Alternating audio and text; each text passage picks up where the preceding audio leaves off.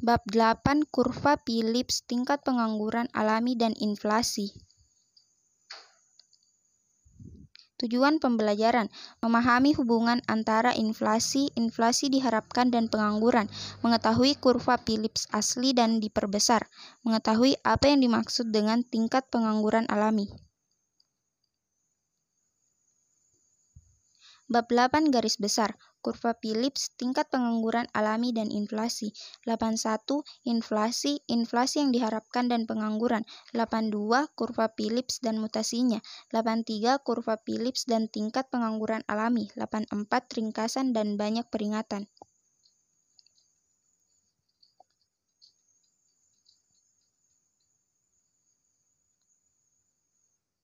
Dalam 1958, A.W. Phillips menemukan hubungan negatif antara inflasi dan pengangguran. 2 tahun kemudian, Paul Samuelson dan Robert Solow menyebut hubungan ini sebagai kurva Phillips yang menjadi pusat pemikiran dan kebijakan ekonomi makro.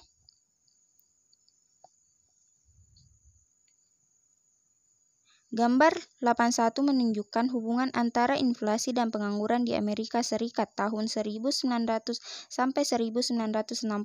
Selama periode 1900 sampai 1960 di Amerika Serikat, tingkat pengangguran yang rendah biasanya dikaitkan dengan tingkat inflasi yang tinggi, dan tingkat pengangguran yang tinggi biasanya dikaitkan dengan tingkat inflasi yang rendah atau negatif. 81 inflasi yang diharapkan dan pengangguran. Persamaan 71 adalah hubungan penetapan upah dari bab 7, dan persamaan 73 adalah hubungan penetapan harga dari bab 7. Dengan mensubstitusikan persamaan 71 pada persamaan 73, kita mendapatkan persamaan yang menunjukkan hubungan antara tingkat harga yang diharapkan dan pengangguran.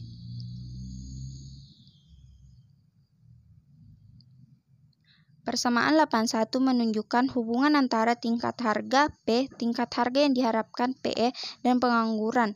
Setelah mengasumsikan bentuk khusus untuk fungsi yang menunjukkan hubungan penetapan upah dan pengangguran, persamaan 82 menunjukkan hubungan antara tingkat inflasi yang diharapkan dan pengangguran. Persamaan 82 mengatakan tingkat inflasi P tergantung pada tingkat inflasi yang diharapkan PE dan markup M, variabel catch-all, set konstanta, dan tingkat pengangguran.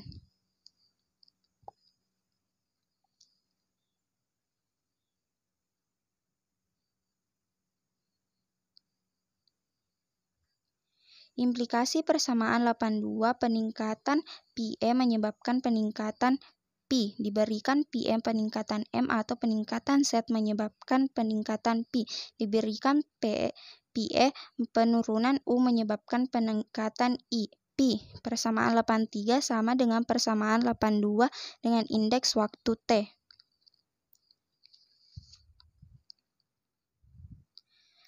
Dua kurva Phillips dan mutasinya menganggap PET sama dengan P sama dengan 0, sehingga persamaan 83 menjadi persamaan 84.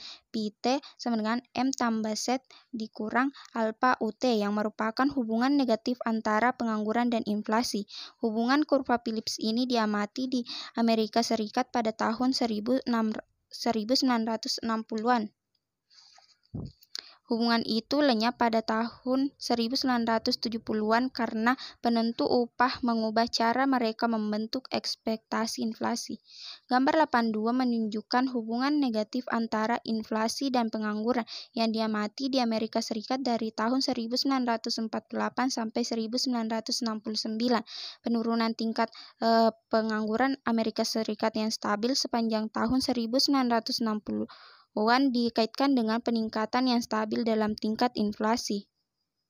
Gambar 83 menunjukkan perilaku pengangguran versus inflasi di Amerika Serikat dari tahun 1970 sampai 2010. Mulai tahun 1970 Amerika Serikat, hubungan antara tingkat pengangguran dan tingkat inflasi menghilang karena penentu upah mengubah cara mereka membentuk ekspektasi inflasi. Persamaan 85 menunjukkan dampak bagaimana ekspektasi tentang inflasi terbentuk pada hubungan antara tingkat pengangguran dan tingkat inflasi. Ketika orang percaya inflasi akan sama dengan beberapa konstan, maka ada hubungan terbalik antara inflasi dan pengangguran.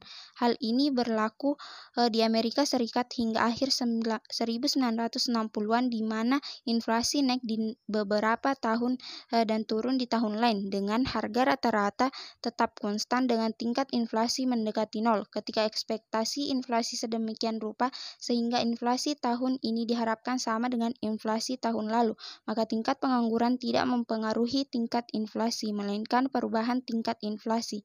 Ini benar pada tahun 1970-an ketika inflasi terus meningkat dan orang-orang mulai percaya bahwa inflasi setiap tahun akan positif. Gambar 84 menunjukkan perubahan inflasi versus pengangguran di Amerika Serikat tahun 1974 sampai 2014. Sejak tahun 1970 telah terjadi hubungan negatif antara tingkat pengangguran dan perubahan tingkat inflasi.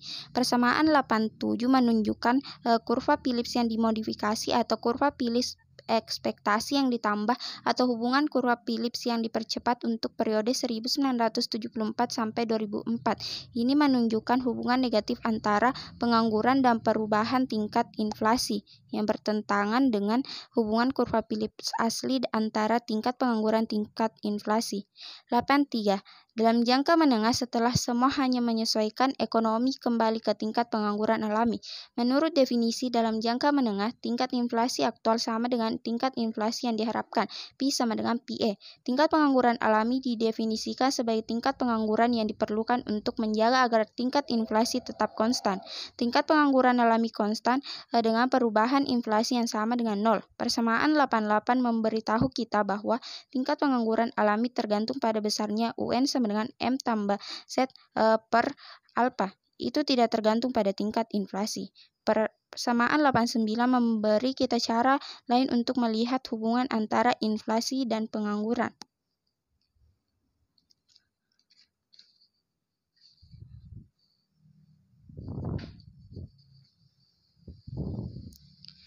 Persamaan 810 menunjukkan jika tingkat inflasi yang diharapkan PE didekati dengan baik oleh PT dikurang 1, maka hubungan antara pengangguran dan inflasi di Amerika Serikat saat ini ditangkap dengan baik oleh hubungan antara perubahan tingkat inflasi dan penyimpangan tingkat pengangguran dari tingkat pengangguran alami. Ketika tingkat pengangguran di atas atau di bawah tingkat pengangguran alami, tingkat inflasi biasanya menurun atau meningkat. Tingkat pengangguran alami berbeda di seluruh negara karena misalnya kelakuan pasar tenaga kerja dan juga dari waktu ke waktu. Jadi tingkat pengangguran alami juga disebut tingkat pengangguran non pencepatan inflasi, NAIRU.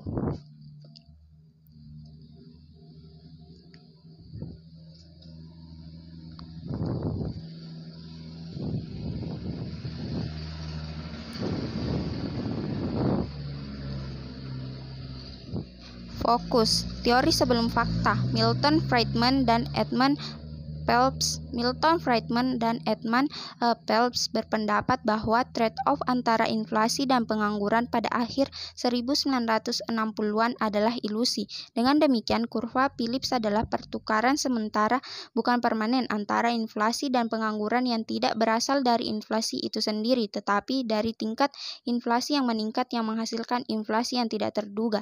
Mereka mempertanyakan trade-off dengan alasan logis, dengan alasan bahwa trade-off seperti ini hanya bisa ada jika pembuat upah secara sistematis memperkirakan inflasi dan bahwa mereka tidak mungkin membuat kesalahan yang sama selamanya.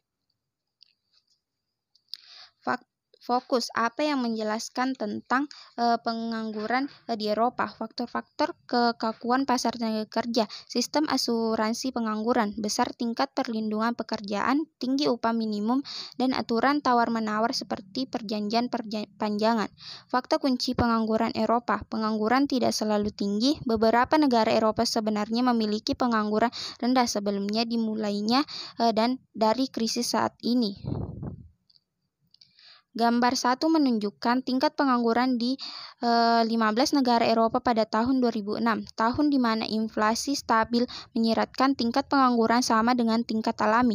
Di beberapa negara Eropa seperti Prancis, Spanyol, Jerman, Yunani, dan Belgia, tingkat pengangguran cukup tinggi, tetapi di beberapa negara Eropa lainnya seperti Irlandia, Belanda, dan Denmark, tingkat pengangguran cukup rendah. Fokus perubahan tingkat pengangguran alami Amerika Serikat sejak 1990, penjelasan yang mungkin untuk penurunan tingkat pengangguran alami Amerika Serikat dari 7 menjadi 8% pada 1980-an menjadi sekitar 5% hari ini. Peningkatan globalisasi dan persaingan yang lebih kuat antara perusahaan Amerika Serikat dan asing mungkin telah menurunkan markup. Peningkatan lapangan kerja oleh agen bantuan sementara, populasi Amerika Serikat yang menua dan penurunan proporsi pekerja muda, dan dengan demikian tingkat pengangguran. Peningkatan tingkat penahanan, peningkatan jumlah pekerja disabilitas. 84 ringkasan dan banyak peringatan. Ketika tingkat inflasi menjadi tinggi, persyaratan perjanjian upah cenderung berubah seiring dengan tingkat inflasi. Indeks upah adalah ketentuan yang secara otomatis menaikkan upah sejalan dengan inflasi. Memperkirakan lambda menunjukkan proporsi kontrak kerja yang diindeks sehingga upah nominal bergerak satu dengan perubahan tingkat harga aktual. Persamaan 89 menjadi persamaan 811. Ketika lambda sama dengan 0, persamaan 811 menjadi 810. Ketika lambda lebih besar dari 0, persamaan 811 menunjukkan semakin tinggi proporsi kontrak yang indeks semakin besar nilai koefisien yang menunjukkan pengaruh perbedaan antara pengangguran aktual dan tingkat pengangguran alami terhadap perubahan tingkat inflasi. Dalam kasus ekstrim, hampir tidak ada perusahaan pengangguran dapat menyebabkan perubahan besar dalam inflasi. Inilah yang terjadi di negara-negara di mana inflasi tinggi.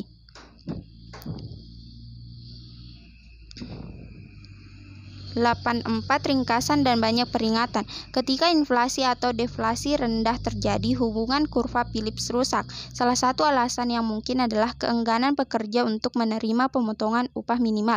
Ketika inflasi yang diharapkan mendekati 0, hubungan kurva Phillips modifasi rusak. Pengangguran yang tinggi selama krisis tidak menyebabkan penurunan inflasi. Demikian pula sekarang ketika pengangguran rendah itu tidak mengarah pada inflasi yang terus meningkat.